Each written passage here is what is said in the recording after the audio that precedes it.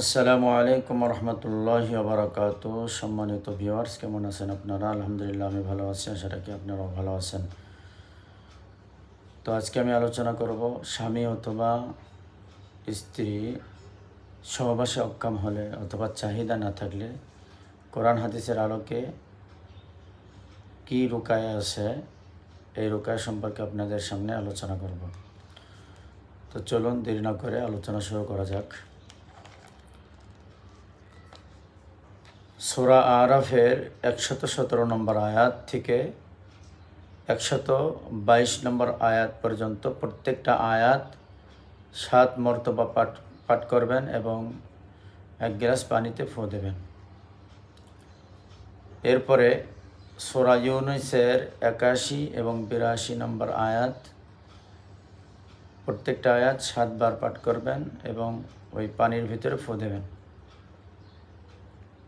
এরপরে সূরা তাহার 69 নম্বর আয়াত 7 মর্তবা পাঠ করবেন এবং পানিতে ফু দেবেন।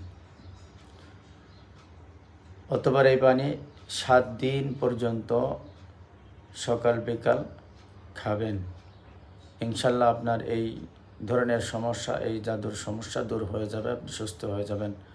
তো চলুন আয়াতটা একটু তেলাওয়াতের মাধ্যমে আমরা শুনে নিই। বিসমিল্লাহির রহমানির রহিম।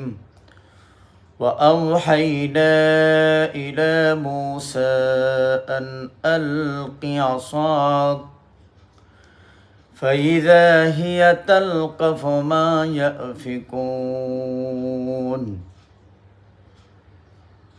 فوقع الحق وبطل ما كانوا يعملون فغلبوا هنالك وانقلبوا صاغرين وألقي السحرة ساجدين قالوا آمنا برب العالمين رب موسى وهارون